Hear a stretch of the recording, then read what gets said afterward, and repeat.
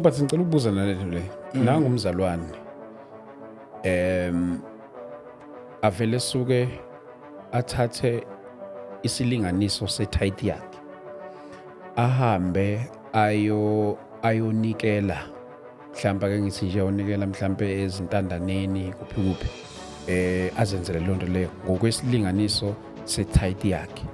Angakulethanga ebandleni as a tithe.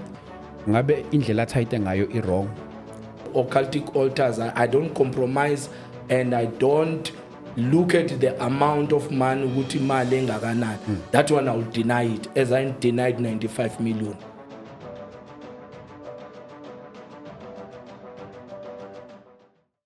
Siyabingelela igama likaJesu Kristu waseNazaretha. Thank you so much for tuning in. Igama lami ngingu-ST kulona lolu hlelo lwethu lolu la khona sibuka imibhalo. Siyabonga kakhulu bazalwane egama likaJesu Kristu waseNazaretha. Hawu ngiyaluthanda kakhulu lolu hlelo. Egama likaJesu siyabonga kakhulu bafowethu. Without any waste of time ngicela ukunamukela nonke nisibukelayo enhla nasezantsi kuphina kuphi la okufinyelela khona lolu hlelo lwethu. Kuwona wonke ama province siyabingelela. Hawu bazalwane siyabingelela even nakwaXhosa. Bayazi kwaXhosa isikhathi esiningi ngicina sengathi sengichema nabo. Ngenziwa isupport abasinikeza yona lapha kakhulu. So siyabingelela kakhulu kakhulu bafowethu ko KZN ko Eastern Cape kanjalo o Northwest. Sinabantu nako Northwest even abroad. Siyabonga kakhulu bafowethu. Angaze ngiqhatheke nebhizi ngoba ngeke ngithi mangibala amagama kanje indawo bese bethi wena usibali ngane yini ungasibali. So ngithi angishesheke ngixolise leyo ndawo. Ngeke nibale nonke kodwa ke kuphina kuphi la kufikelela khona le video lena siyabingelela kakhulu. Thank you so much bazalwane egama likaJesu. Igama lami ngingu-ST wakadlamini. Today we are doing a continuation of our previous subject la sasikhuluma khona ngokweshumi egameni likaJesu Kristu. Nizokhumbula nani we hosted abafundisi abahlukahlukene njengoba sasikhuluma ngaso lesi sihloko. We traveled to Durban. We covered different questions based on isihloko sokweshumi. So we are continuing today namhlanje, since this is a quite different one because nginomfundisi ongasubscribe kuyona, nginomfundisi osubscriber kuyona egameni likaJesu as we are having this conversation. But before we start, can we just pray and then we go straight to our today's session. Heavenly Father, we thank you in the name of Jesus Christ. We thank you, Lord, nkulunkulu wethu oyingcwele egameni likaJesu Kristu waseNazaretha. Siyakubonga Nkosi ngamandla akho, nkulunkulu wethu onamandla. Nkulunkulu wethu oyingcwele siyakudumisa, siyakubabaza, nkulunkulu wethu onamandla onke. Dumiseka ke nkulunkulu wethu onamandla, kungaveli thina, kungaveli amagama ethu kodwa kuvele ubuhle bakho, kuvele lakho igama. Nkulunkulu wethu oyingcwele kube yilona eliphakama liyaphezulu. Nkulunkulu wethu oyingcwele, it is not about us. Nkulunkulu wethu onamandla kodwa kungokuvela kwamandla nemisebenzi yakho ngegama likaJesu Kristu waseNazaretha. Amen. Siyabonga bazalwane. Thank you so much. Angithathele ithuba ngivele ngabe kusamusha isikhathi kule episode edlule sagijima ngendlela engayi-understand. So ngivele ngabe ngisakhuluma kakhulu, ngithathele ithuba ngibingelele ngiqale ngapha kuba Bukhoza. Sibonga mfowethu, sibonga kakhulu ithuba osipha lona. Nakubabukeli ababukelayo siyabonga kakhulu, nakulabo abakhomentayo siyabonga kakhulu. Ngibingelele nomfowethu esinaye la uShando. Siyabonga kakhulu. Sibonga kakhulu. What siyabonga because Enkandla. Okay, Enkandla. Oh my dad. Sibonga kakhulu bazalwane. Yes, and also we are joined by ubaba umpostoli Umbatha esinaye lapha namhlanje. Ngithathele ithuba ngimamukele ngibingelele igama likaJesu. Sibalikhulu ngibingelela. Siyabonga, siyaphila. Niyaphila njani? Sikhona nathi. Siyabonga. Amen. Sibonga sibingelele kuwena nabalaleli. Sibingelele kuKhoza. Mfowethu Khoza siyabingelela baba. Yeah. Egameni likaJesu siyabonga kakhulu ukuthi futhi sibuye sihlangane kulomhlangano. Amen. Uzodingida Yes. udaba olukhona. Into ebalekile. Oh my God. Yeah. Sambonga kakhulu uNkulunkulu. Ngake ngaba nesession no Gobhozi. I think lokuzana nadlule wayesivakashele naye lapha. uGobhozi akavelanga waba kulesi sifundo lesakusona. Uqale nje wakhonza naye, if I'm not too sure if waye ku Pentecostal or kuma charismatics, I'm not too sure, uzongicorrect mayibona, kodwa ubuya kuyo le nto leyo kulawo ma movements lawo. So wena uvele nje uzalwele kulibandla leli, wakhulela kilona? No, angizalelwanga la ibandleni kaKristu. Ukuzalwa nje kwami kwasekhaya ngikhule ngisonta eYoni. Kwahamba ke iminyaka nje impela nje emide. Kwafika ke laba khona lezi khathi kwakusafela ukushaya kweinsimbi. And then ke Kalezi insimbi zinomthelelo omkhulu lapha kuwena. Pho zinyanyane. angithi akangizwe ukuthi ngiyafika Simdumela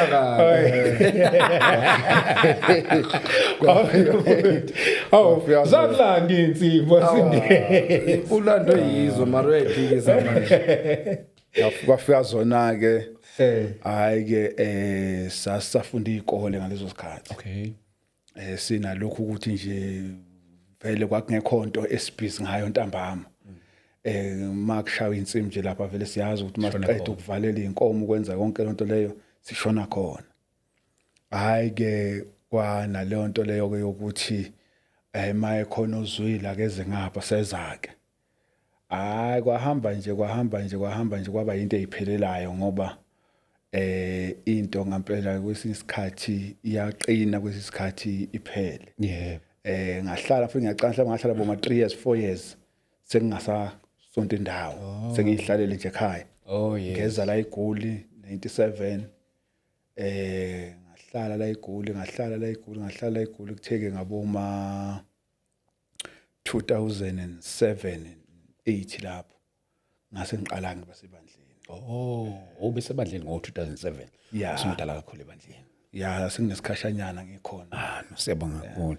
Bazalwane, siyabonga kakhulu egameni lika Jesu Kristu waseNazaretha. Yes, this is our new segment ke ngithanda indlela eyamukeleke ngakhona. So siyabonga kakhulu bazalwane, and ngiyafisa ukuthi mawusuke uzobukela lo hlelo mhlambe sinzi nje singaqala singangena ehlokweni sethu, take your note, take your Bible, ibe lapha eduze kwakho ukuze masivula imibhalo ukwazi kuyivula lapho, okanye if we are quoting ukwazi ukuthi wena uvule lapho ngoba wena usuku nesikhathi ukwazi ukuthi uvule wena lapho ke ubuke lokhu esikukhuluma iyo lapha la egameni lika Jesu. Today I would like us to talk about isihloko okanye the subject of okweshumi, part 2 lo siqhubeka kuona isihloko sokweshumi.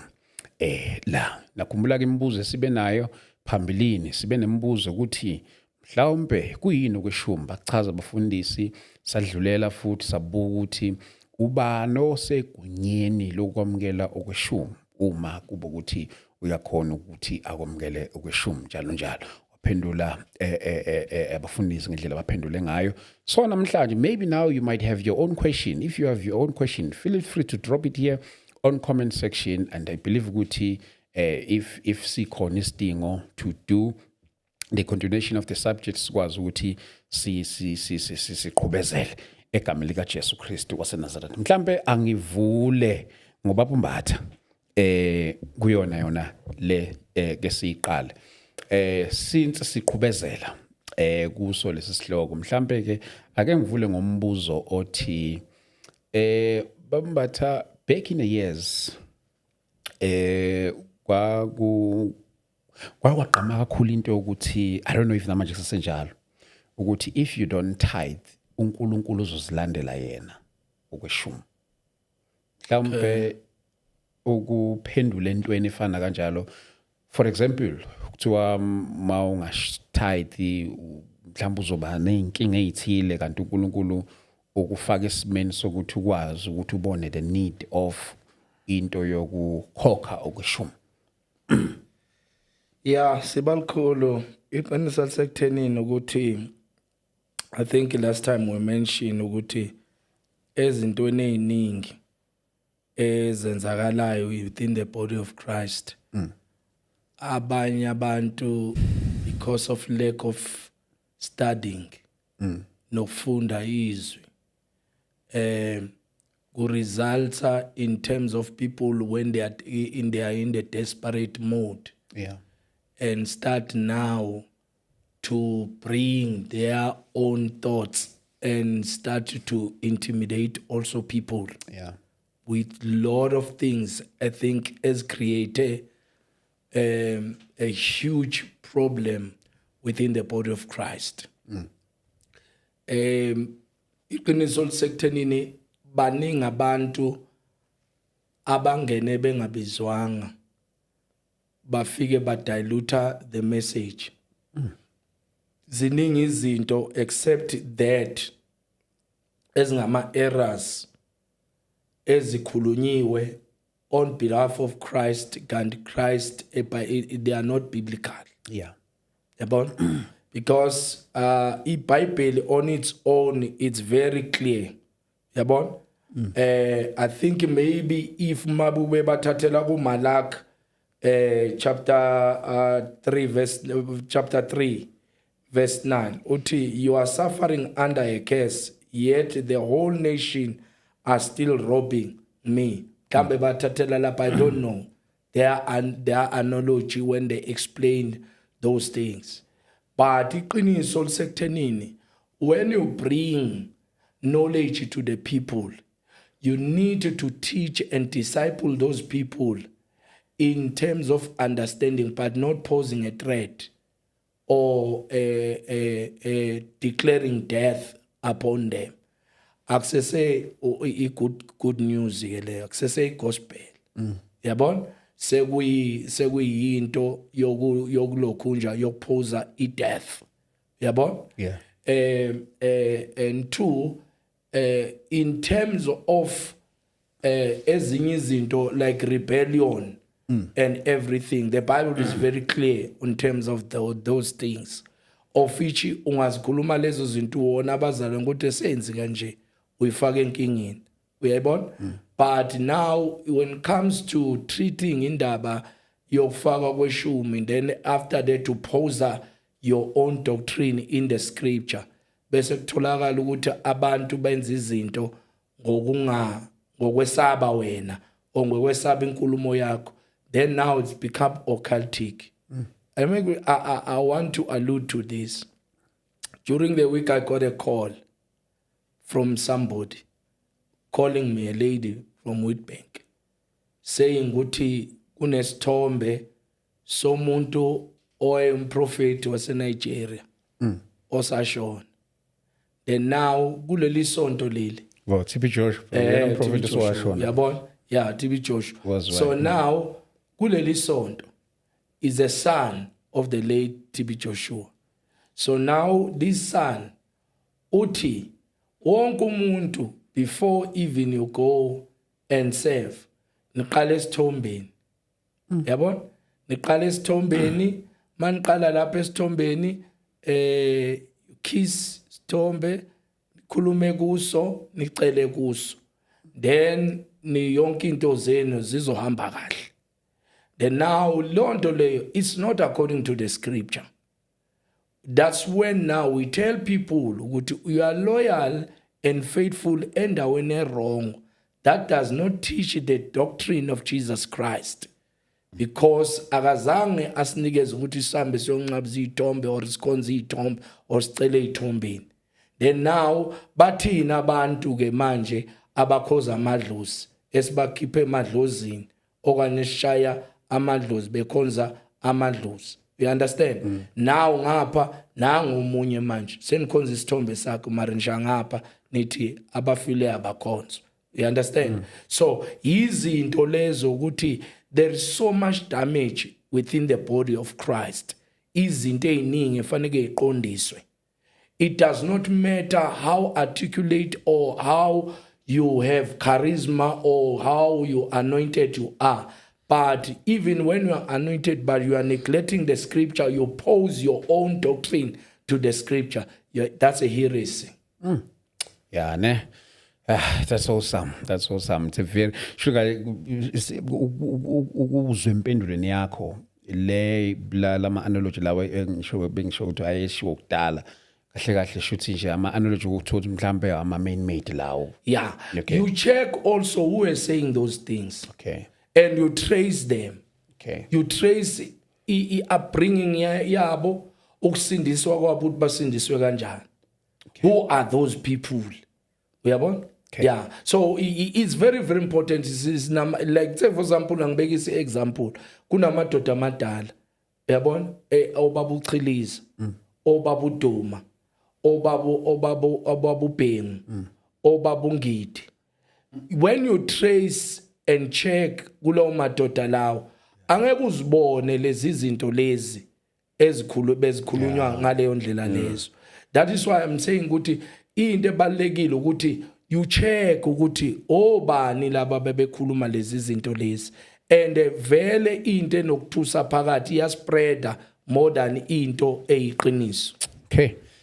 But of course, so sivele sigene kule nkulumo yethu. Yes. Nina njoba ningakholelwa kwentweni kweshumi. Njoba ningakholelwa entweni kweshumi in terms of I structure, ake ngithi nje in terms of into yebandla nama systems wakhona entweni esuke idinga imali ni generate kanjani if you don't pay tithe. Okay. Ngiqale la sinazo izinto ezizidingo. Sinedingo zokubhadala ugesi, sinedingo zokubhadala amanzi, sinedingo zokuthenga uphorishi, sinedingo njoba ngisasikhuluma kwi-podcast eyadlula ukuthi isidlo senkosi sisidla njalo ngosuku lokuqala lweviki. And then ke sinedingo sokuthi sithenge isidlo, and then ke sinesidingo sokuthi sinakekele umshumayeli ebandleni mangabe lelo bandla lelo lesigodi linaye umshumayeli elimbhadarayo noma elimnakekelayo. Zonke lezo dingo lezo zizidingo zebandla. Asinayo into ethi sinomuntu othize okufanele sixhase kulokho. Yes. Kwala noma ngathiwa mhlambe kungathiwa kuvela usizo ku government athi u government ngicela ukuthi nize ngizonisiza, or ngicela ukuthi ngifake mhlaba abantu bakwa Coca-Cola ngifake ibhodi leli ukuthi Coca-Cola enjoy, and then ngizonibhadara imali engaka ngedate so ngeke siyivume into enjalo yabo. Ngeke siyivume into enjalo because ibandla imali lizenzela lona ngomnikelo. Yini ninganenza ukuthi ninqabe uCoca-Cola ezonisponsora? Angithi njengoba uCoca-Cola ezosponsora nje kusho ukuthi ngamanye amagama uzosinikeza imali sesizoba ngaphansi kwakhe noma sesizoba nezinto esikwazi ukuzenza ngemali yakhe. Okungukuthi iBhayibheli alifundisi kanjalo. Even nje kungasuye nje uCoca-Cola kuphela. Yabo. Even noma ngabe kuthiwa nje indoda nje ethile engathi ngifuna ukuzonisponsora la ebandleni cause ngeke sivume kanjalo ngoba into esifunde eBhayibhelini ibandla liyanikela njalo ngosuku lokuqala lweviki. Linikela ngangamandla alo, umzalwane unikela ngangamandla akhe noma njengenhlanhla yakhe. Number 2 okubalekile masinikela, asinikeli ngolesibili, asinikeli ngolesithathu, asinikeli ngolesine, asinikeli ngolesihlanu, kodwa sinikela ngosuku lokuqala lweviki. Oh, serious? Exactly. Shula ngikwazi nje manje uthawu yazi awuthi ngithathe ngitransfer lapha namhlanje uthola ukuthi kulesibili, kulesihlanu or whatever. Man mawuthi ukwenza lokho uthi ukwenzelane Umnikelo. why uza kanjalo umnikelo? Ngiyazibuzela nje ukuthi angithi ngokweBhayibheli umnikelo siufunda uza ngosuku lokuqala lweviki. Okay. Yabo. And then ke mangabe ke sithi ke umnikelo uza ngosuku lokuqala lweviki. Yes, ngiyavuma ukuthi kukhona abazalwane abanikela imali ngangokuthi ngeke ukwazi ukuyiphatha cash. Yabo. Mhlawumbe kuba imali enkulu njengeke nje uvele uyiphathe cash. Kodwa konke lokho kwenziwa ngosuku lokuqala lweviki. Madod. Bambatha ngeke ngikwazi nje namhlanje kulesihlanu System yakhe le uqhoza. Okay. Yeah, system yakhe. Uyabona? One uthi umzalwane uyanika abazalwane bayanikela. But angeke uaccept umnikelo womuntu othi ucela ukunikelela ebandleni. Then now kune discrimination lapho. Uma umuntu efuna ukunikela ebandleni, then we stop but ngaso sikhathi kuyanikelwa ebandleni. Then what is offering? Kanti Mhlawumbe mbatha othi ngicacisa mhlawumbe ngenze ukuthi umfowethu awungizwanga kahle. Okay. Lithi elami mangithi ngeke sivume umuntu mayinikela. Ngisho like njengomuntu mhlawumbe ngenza isibonelo njengomuntu okanjani nje. Mhlawumbe ke ngithi nje umuntu esingakhonza nokukhonza naye. Okay. Mhlawumbe ongathola futhi kwasanaye akakholwa. Yabo. Kodwa nje unemali. Yabo. Unemali bese ebuka mhlawumbe ukuthi yazi ngikhule leli bandla lila mhlawumbe belisiza lapha kwi community lenzani izinto ezinhle belizenza ngenkathi lizenza lezo ebuka bese sethi ke hayi ke othi ngiya khona. Okay. Ngicele imfundisi or yebafundisi ngendlela yabo ababiza ngayo. Ngicela ukuthi ningiphi account yenu nginikelela imali engaka. Hayi kanjalo hayi.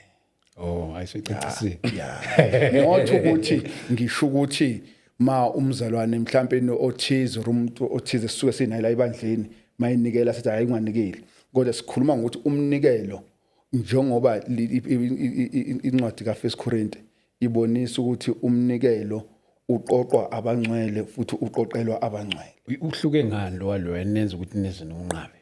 Owenza ukuthi sisunqabe. Asinaso isibonelo eBhayibhelini ibandla lesizwa abantu abangaphandle. Yabo ibandla izinto zalo liyazenzela. Oh, usho ukuthi kumele ube ukuthi umuntu okholwayo noma usho ukuthi kumele ube umuntu oyingxenye yebandla la nikhonza khona. Yabona masikhuluma nje ngalokho ngoba lokho into esindayo yokuthi mhlambe kuzoqhamuka nje umuntu noma kuthiwa nje okhonza kuphi. Okay. Because mina understanding yami ithi enginayo kombhalo ibandla linye. Yeah. Makuzoqhamuka umuntu ongenayo le doctrine efundiswa yiBhayibheli kodwa ephethe iflag lokuthi nami ngiyakholwa.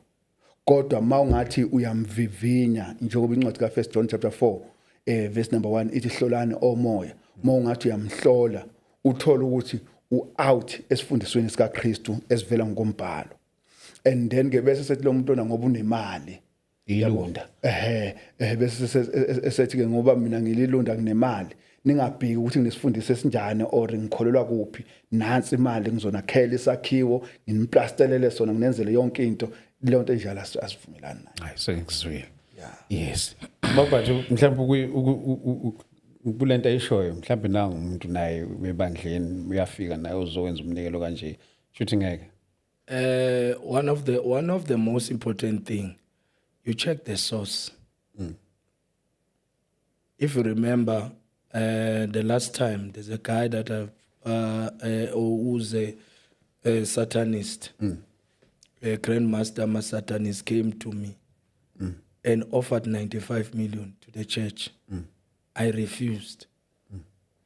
The reason of refusing was the wrong source. And the mali zengayo indlela.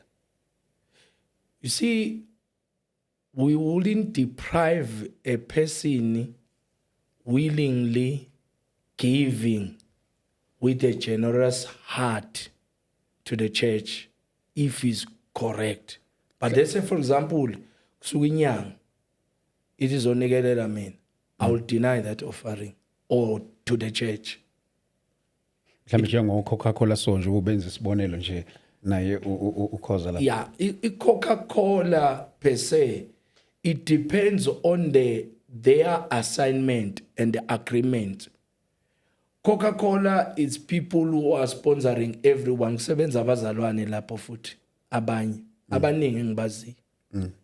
To umzalwane athi we've got this project yokwakha ebandleni.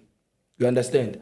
Ibandla, not everyone ebandleni onama means alinganayo.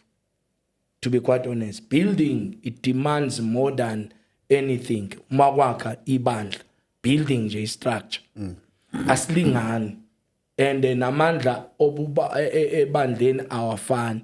Kona abanye abazalwane uthola ukuthi yingane most of them ebandleni. Akhona amadoda, bakhona omama, nababanye bahola ipension, abanye abadala. Silingani lapho ngamanje. Let's say for example, sifuna ukwakha, yabo Coca-Cola's offering, ngiyabekisa ngalo ndlela, offering to offer a certain amount of assisting us in building.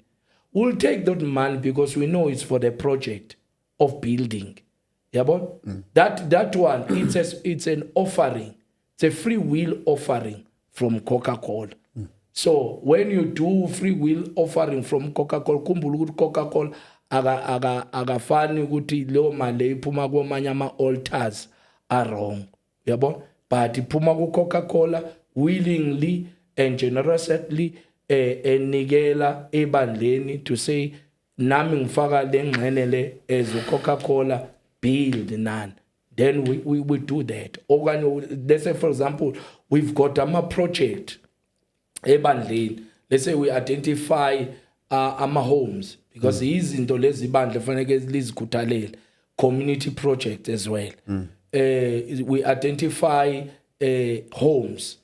La khona ogogo bayaswela kunomkhulu naye bafakwe home but kunedingo. We approach any institution in terms of sponsoring, in terms of ezinye izinto ibandla liyakhipha uthola ukuthi kufuneka more than thing esifuneka zenzelwe lapho, or we improve the structure at that time. We'll also accept imnikelo yalaba abasuke bezonikela generously sikhona ukuthi siyosiza la siza khona, as long as it does not come from occultic altars. Le ngiyalayo mina, it's when it comes from occultic altars, I don't compromise and I don't look at the amount of money ukuthi imali engakanani. That one I will deny it, as I denied 95 million. Wow. Mhlambe cause mhlambe futhi siqhubeka nakuyona le ezinye zezinto lapha kuma tithe njengoba ngibuzile ezinye zezinto ngoba phela ibandla kumele libe nayo indlela yokugenerate imali since amanye from offerings, amanye from tithe njalo njalo. Lapha kunina njengoba ninga subscribe kwi doctrine ye tithe, yipi indlela eni eyisifundiso sokubusiseka kwabazalwane? Okay. Isifundiso siseBhayibhelini mfowethu. Yabona mawufunda incwadi yabase-Efesu 2 verse number 20. Uthi umpostoli Paul lapha nabazalwane base-Efesu nakhiwe phezu kwesisekelo sabapostoli nabaprofeti. Okusho ukuthi nakhiwe phezu kwesisekelo esesibekiwe. Sibekwe uKristu noma sibekwe abapostoli besambulelwa uKristu. And then ke mawubheka incwadi ka 1 Corinthians chapter 3 verse number 11. Uthi uPaul njengenyanga yokwakha ehlakaniphileyo ngabeka isisekelo omunye wakha phezukwaso. Akube yilona lo yaqaphela ukuthi wakha kanjani ngoba asikho esinye isisekelo esibekiwe ngaphandle kwaleso esinguJesu Kristu. Yes. Asibuye ke size endabeni yomnikelo noma yemali ebandleni. Ibandla uma likhonza, number 1, liyazazi idingo zalo la ebandleni. Noma uma nje basikhonza ngiyazi ukuthi ebandleni imali yenzani and then ke silandela ke isifundiso ke esambulwe kubapostoli ukuthi mabenikela ngokombhalo sibona ini. Okay ke siyabona ku 1 Corinthians 16 verse number 1 kuya verse number 3 kukhulunywa ngendaba yomnikelo, and then siyabona futhi ku 2 Corinthians chapter 8 verse number 1 kukhulunywa ukuthi ibandla seMakedoniya lanikela ngangamandla alo, futhi ngiyafakaza ngithi nangaphezulu kwamandla alo. Siyabona futhi ku 2 Corinthians chapter 9 verse number 6 kuthiwa nakho ohlwayela ingcusana uyokuvuna ingcusana, nohlwayela kakhulu uyokuvuna kakhulu. Yiloyo naloyo anikele njengalokho azikhethele khona, futhi anikele ngangamandla akhe. All right ke indlela yokunikela isekuthenini ke umnikelo uqala kimi, ngibe nokwethembeka kimi noNkulunkulu ngokuthi uma ngabe ngibusiseka ngeviki nge1000 ngenza nje example, ngibusiseka nje ngeviki nge1000 yabo, bese ngithi ngifuna ukunikela ngangamandla ami, futhi ngifuna ukunikela ngangokubuka umsebenzi ibandla elinawo, futhi ngifuna ukunikela ngangamandla kaNkulunkulu awenza engisindisa ngisuka la ngangekhona ngiba la.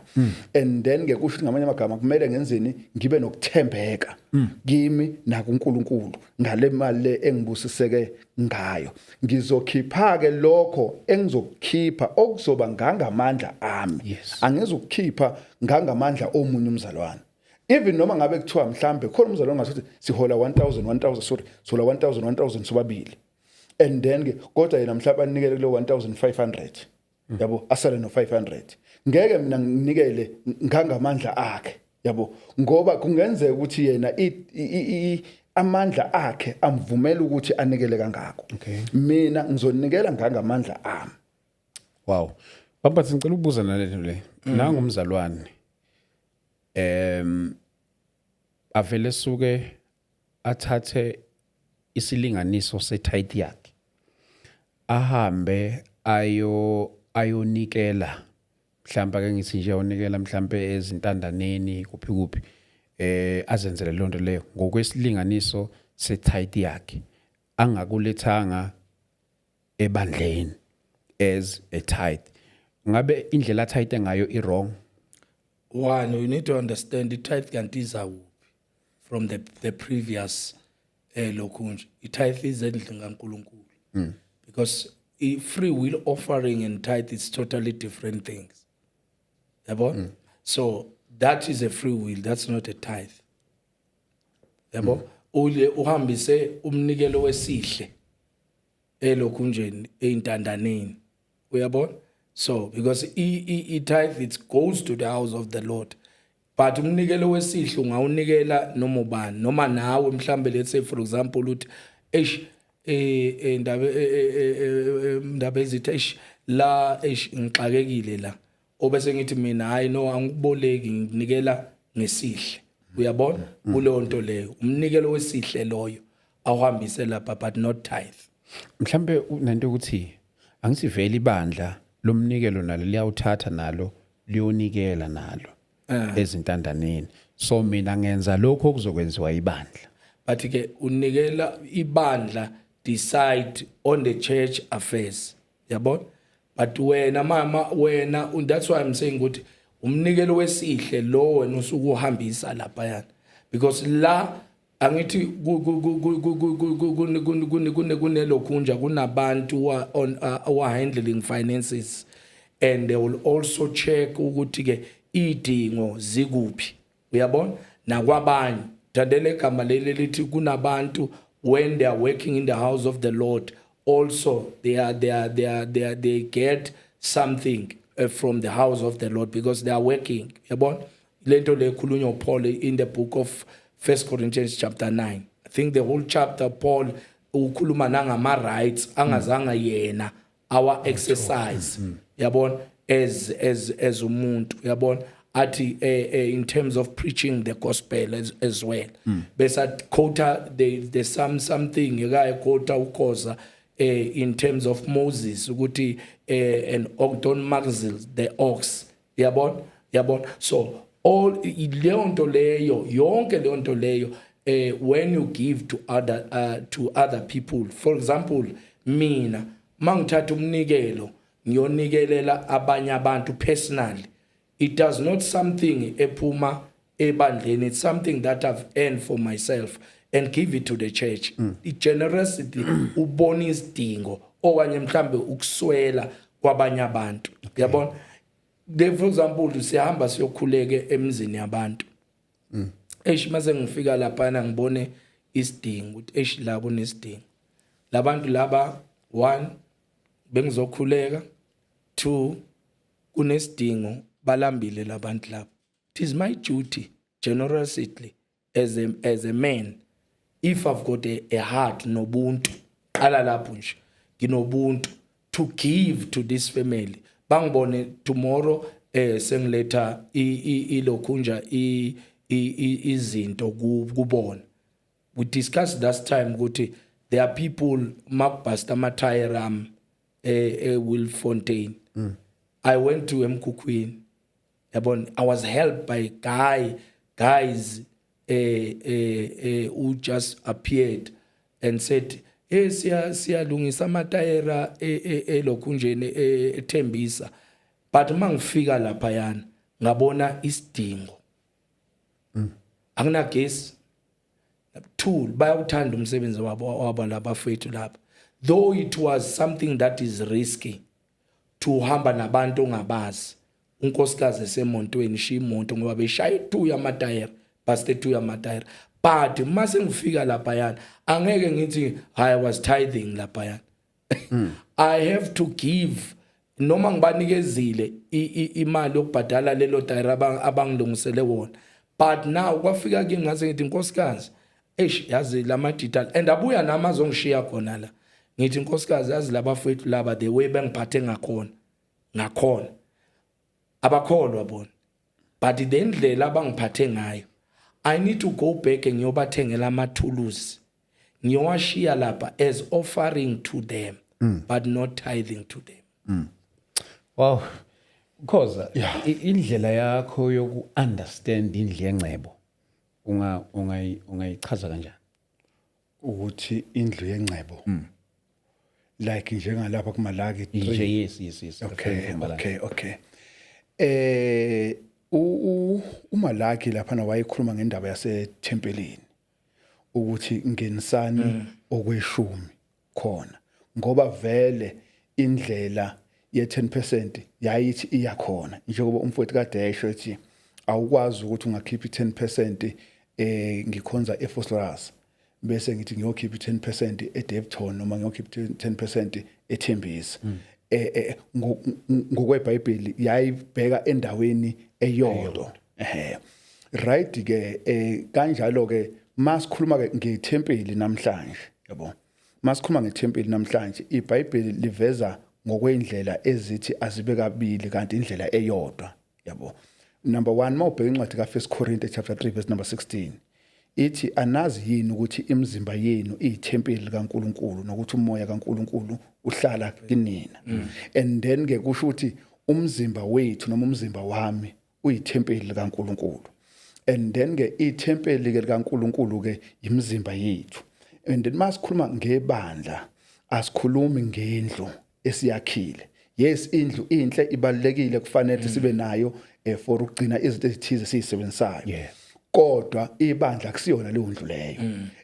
Ibandla yithi ngoba incwadi yezenzo 9 verse number 2.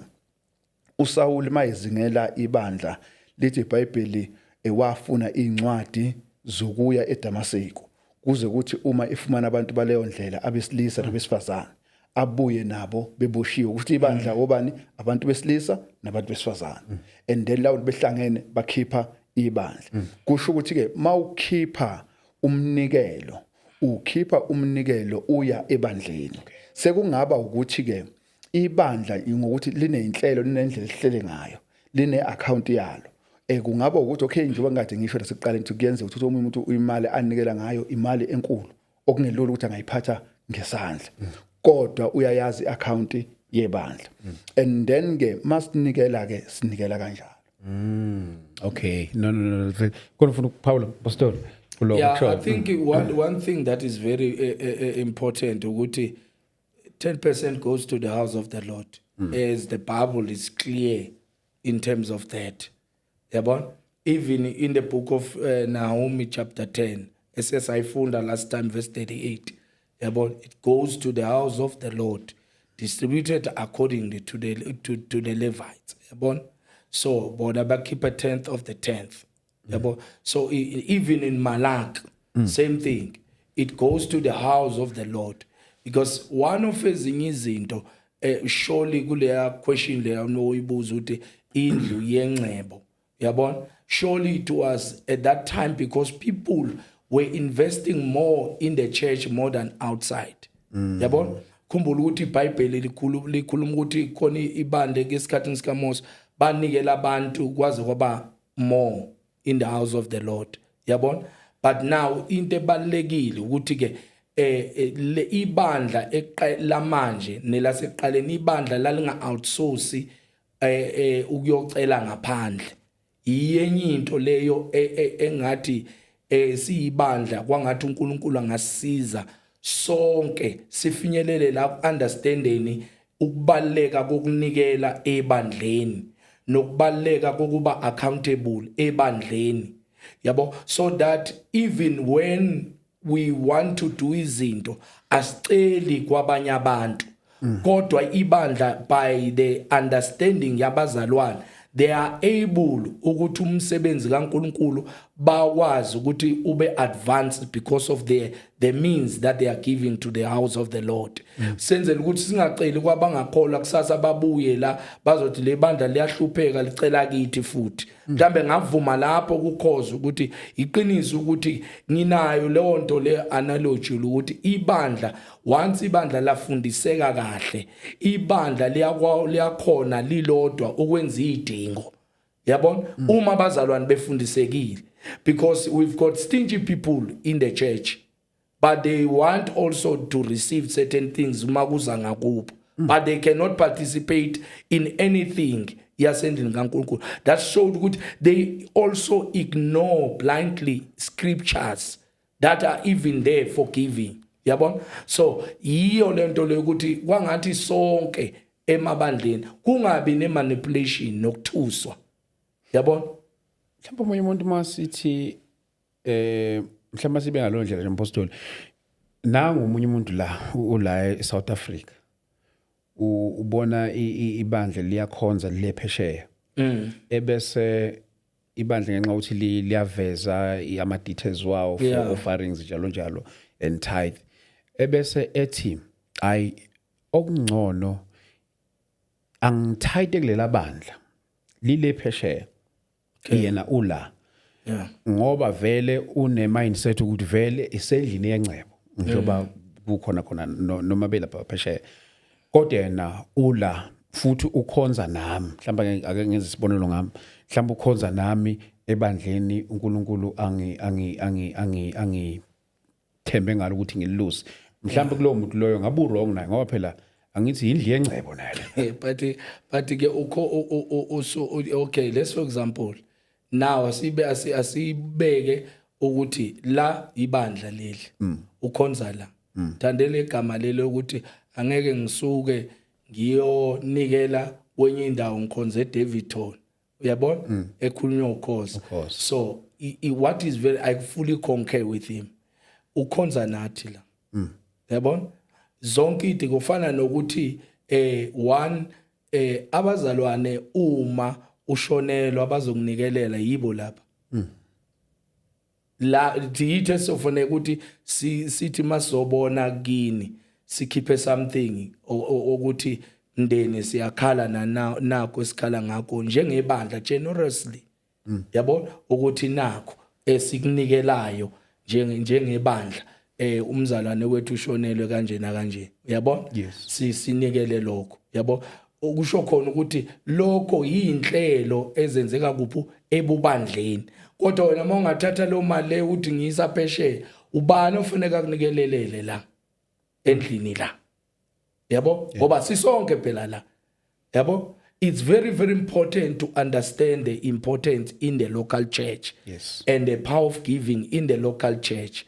Awukwazi uku-advance ngaphandle kwezinye izindlu mhlawumbe ubona ama-structures are-right ngoba wena la ukhona uyayeya leyo ndawo leyo. Uyayibona? It's very important ukuthi yonke into esiyenzayo asiyenze sibe emqondo munye. Ukuthi la if kunama projects esiwenzayo ebandleni kunemnikelo esiyenza ebandleni siyenza collectively ngomqondo omunye sifundisekile because this is the local church where we are. Ushatiswa khona kuleli sonto leli ungcwatshwa kuyilo leli sonto awuncwatshwa ilaba abaphesheya yabo. So that is why it's very important ukuthi ungabajabulela abanye abantu mhlawumbe ukhonza kwabo yabona mhlawumbe ujabulele ukuthi banama screen na yonke leyo nto leyo kodwa it does not defeat the power ukuthi when you belong to the local church na local church yakho. So it's very important ukuthi yonke into yenzayo yenze ku local church. It's very important. Makube let's say for example unenkonzo Dlamini njengoba wenza inkonzo umemezela umkumbane manje abazalwane attended they issue ama free will of which it's a free will inkonzo leyo akukho ukuthi hayi unganikelwa lapho yabona fanele kunikele ku local church. This is umsebenzi kaNkulunkulu. Then that's a free will that we give when we come to your service as ngani umzalwane. So mangikhona enkonzweni ngikhona ngiphathi kwayo lo nkonzo leyo then I give ngaleso sikhathi leso makuqoqa yini umnikelo.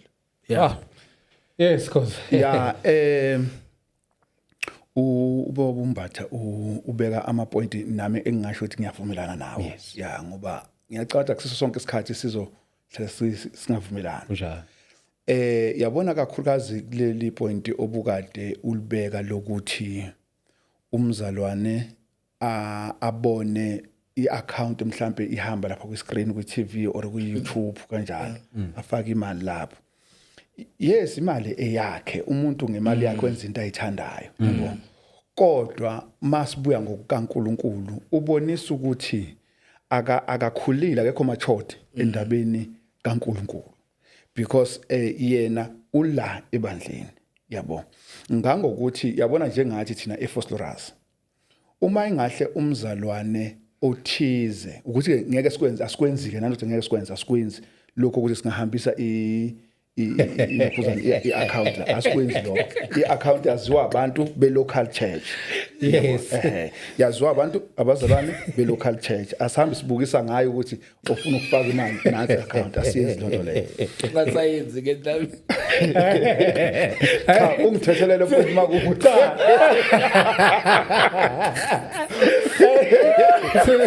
Thina siyayenza ngoba ibandla lethu li all over li online thina sinayi assembly ukuthi sihlanganyela la. Mostly online usho ukuthini mfowethu?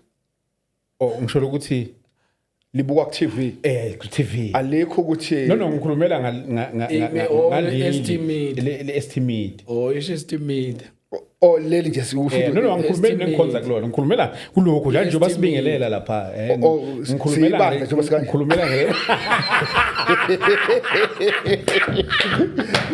Dlamini wenza cha ngiyabuza mfowethu ngiyabuza akusibona abazali abasibukayo no akusibona abazali abasibukayo ufuna ungiqhatha nababukeli mina akusibona abazali abasibukayo akusibona abazali abasibukayo akusibona bonke abangabazalwane akusibona bonke no iqiniso phela ngesibavimbe nabanye suke besibuka ngesibuka siyabakhombisa no Dlamini uthathela kuinkulumo yakho ethe ibandla kusizonisa sakhiwo abantu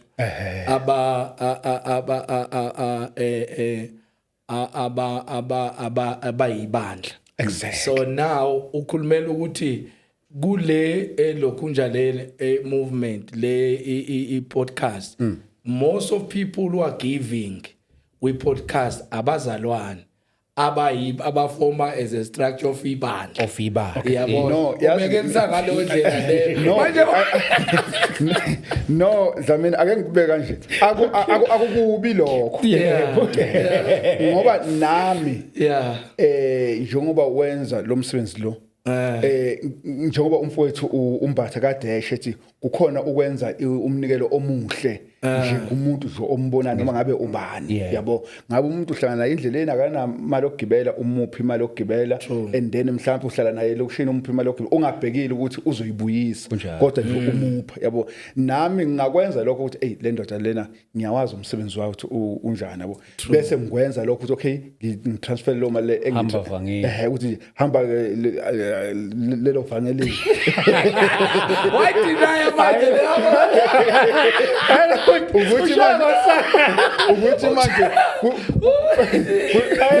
yeah and then no my awubuyele la asibuyela indaba yethu izifike la ekutheni kule nkulumo esikhuluma ngayo ifika ekuthenini ibandla masikhuluma ngebandla sikhuluma ngendlu kaNkuluNkulu sake sakhuluma lokhu nawe ngiqala ukufika la yes ukuthi ibandla liyindlu kaNkuluNkulu ibandla lomzimba kaKristu and then ke makhulunywa ngomzimba kukhulunywa ngebandla jikelele yabo bese mase kukhulunywa ngokwelocal sekukhulunywa ngebandla straight ukuthi khoza ukhonzaphi ngikhonza ebandleni eliseFosloras ngokwe-assembly ngikhonza ebandleni eliseFosloras okusho ukuthi ke mina kumele makuthiwa nginikela ebandleni laseFosloras kwilocal yabo ngithi ke thina ke asikwenzi lokho ukuthi sesingahambisa iaccount ukuthi umuntu olapha uyabona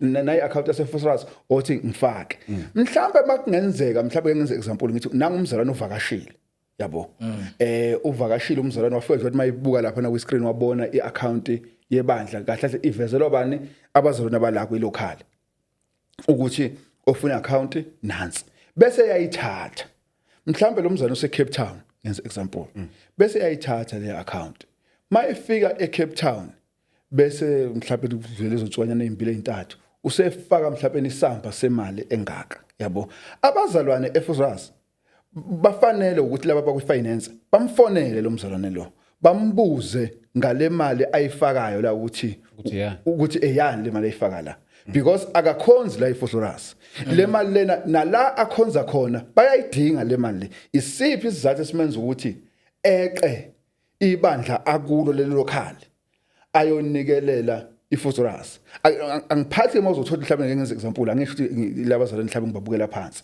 ake ngithi nje ibandla likhonza esikoleni or likhonza ecrash or likhonza egarage emzini omzalwane bese thina sinesakhiwo lapha eFosloras yabo bese uvele nje uzosinikelela ngo100,000 uma uyibheka nje leyo nto leyo isho ukuthini kulaba akhonza nabo kwi local church eyidingayo le mali ebingenza okukhulu la khona ngoba njoba umfowethu kadeshe ethi lo mzalwane lo uma egula ukhulekelwa la mayeshonele uhanjelwa la mayevelelwa noma ngabe yini abantu abasukuma kuqala ilaba bala singasukuma thina sikwezinye indawo kodwa sizofonela wena onayo uthi hey man sizokuthiwa ubani usevelelwe into eso and then usipha ama direction size lapho kodwa abantu abazothwala umsebenzi wonke ilaba akhonza nabo local church ngakho ke ibandla lesigodi kumele ukuthi lizithwalele wona umsebenzi walo lizenzele lona imali enye into futhi engifuna ukuphetha ngayo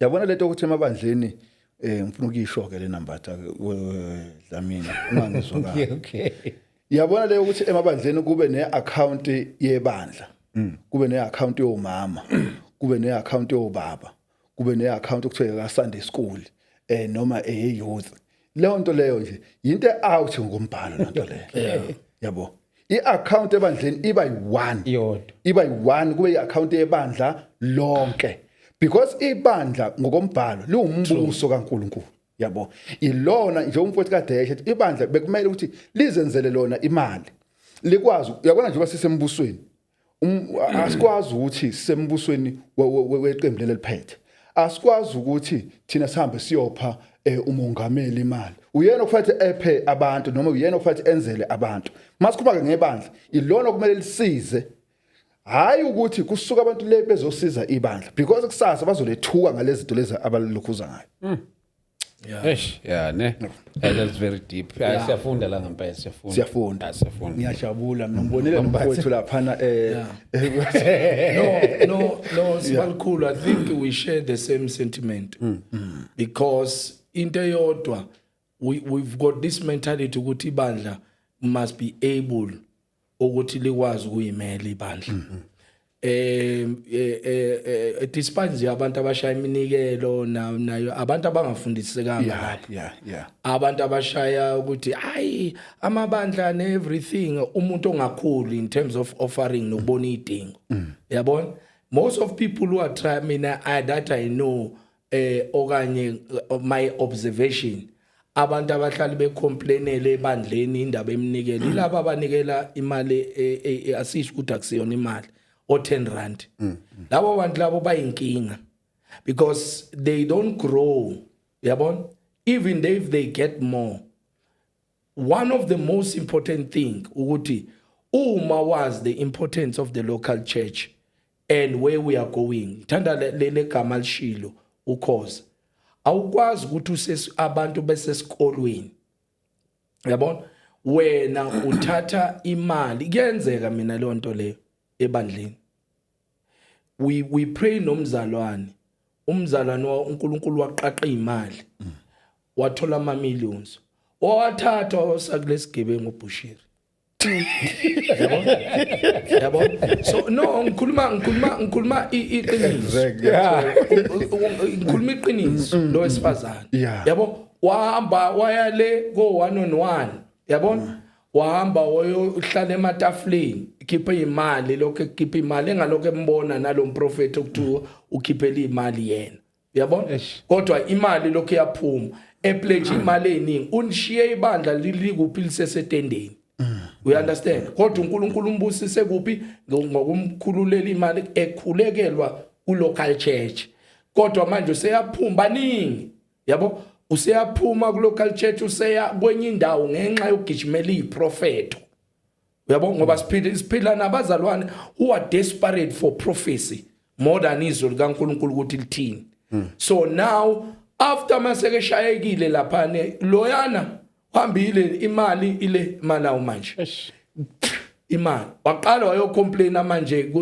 kuma bishop yabona uma sefonela mina usengifonela usethi ngiyazi ukuthi uNkulunkulu uhamba nawe ungishisele ulokhu ngathi ngikhuluma nobani uthi uyasho uyazichaza uthi yimi wangikhulekele esikhathini esinje ngokunje nanje ngathi hayi mama I think kunomdlalo phakathi la nawe uyazizwa ukuthi uthini awuzizwa ukuthi uthini ngikwazi mina ukuthi ngiyokhulekela loya omnikelele imali ukuthi imali yakhe ibuye ukubambe ngesibhamu na ukufostile ukuthi nikela so asikwazi ukuthi si act in that level sibalukhulu umzalwane nomzalwane if understand the importance of belonging in the local church everything in the local church must be done in the local church and then the progress of the local church isho inhlanganyelo yabazali nokubambisana kwethu singabazalwane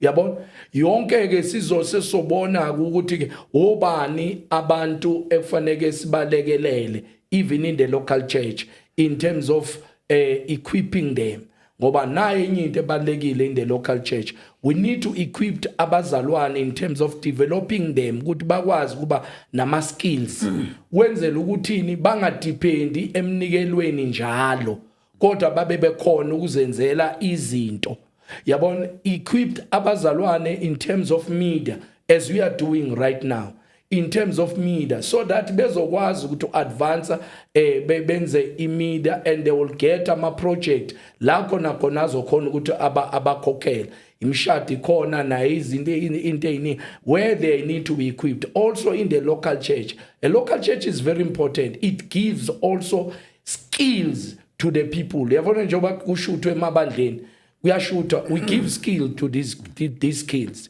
Makwenziwa, let's say for example, like display easy worship and all those things, we give skills also to these people, how to handle a camera and all those things. Those are the skills that you get from the local church. That is why it's very important to embrace a local church and be faithful also in terms of giving in the local church. Bazalwane, this was so very much educative. Siyabonga kakhulu. Isikhathi nami ngisasi gijimiswa yini. Sivele siyabaleka ngendlela engayi-understand. Sesifike ngasekugcineni kwesession yethu yanamhlanje. Siyabonga kakhulu bafowethu egameni likaJesu. Babukhoza kunikezela ithuba uvale and then bese ushiya nalaba abafisa ukuxhumana nawe. Okay. Mhlambe engingavala ngakho nje ukuthi ngiyathanda ukuthi ngisho ukuthi inhloso nqali ingeyokuthi siveze nje izwi likaNkulunkulu. Enye into abazalwane kumele beyiqonde ukuthi kumele beyiyeke yileyo ukuthi njengoba ngumshumayeli ebandleni bese imali yonke enikelwayo ingene kwi-account yami, yabo, okungukuthi ibandla malifuna uphorisha kufanele lizocela kimi, malifuna umshayelo kufanele lizocela kimi, leyo nto leyo iliyo lento le eyenza ukuthi ibonise ukuthi labantu abasilona ibandla kodwa bayi ifemu yalomuntu lo. Ngakho ke kubalekile ukuthi ke ibandla alibe yindlu kaNkuluNkulu, and then ke i-local church njengomfundisi kade sasho ifana nekhaya, ifana nje nokuthi nje usekhaya la kukithi la, yabo, and then ila ngenza khona izinto la ekhaya, and then ke masenza kanjalo sobe senza ngendlela efundiswa iBhayibheli. Inamba yami engitholakala kuyo 0645561780. Manje singayishiya lapha Khani inona inamba le ilokhu zayiselfoni nami. Yes. Hayi leyo nayishiya.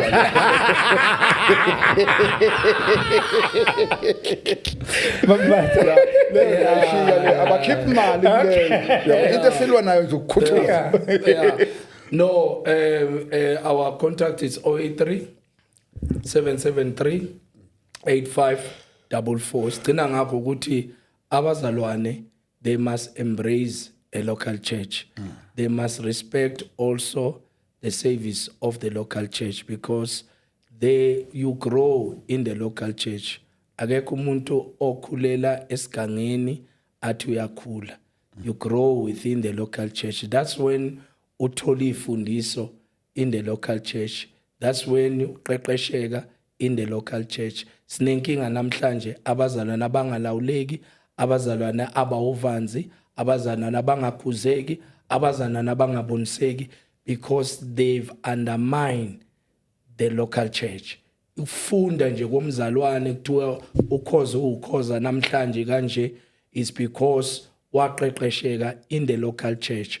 Then now ukhoza sekuyi task yakhe ukuthi aqhubeke afunde iBhayibheli so that he can memorize also verses that are in the Bible. Same apply. That's in the local church. You are taught also discipline. You are taught a lot of things. Ushatiswa local church. Likufundisile ukuthi ke ufanele ukuthi uma ushada umuntu onjani, because when you deny the importance of the local church, undermine the scripture when it says don't be equally yoked to non-believers. And uthola ususenkingeni usunemkhuleko eminingi ngoba ufundisekanga in the local church. So it's fundiso siqala in the local church, you grow then. Mawusuphumela ngaphandle akusho ukuthi ke singeze enkonzweni, let's say for example imvuselelo, but embrace and be submissive in the local church. Wow. Sibonga kakhulu Apostoli. Thank you so much bazalwane egameni likaJesu Kristu. Hey, siyabonga kakhulu bafowethu. Ngicela ukuthi sibambelane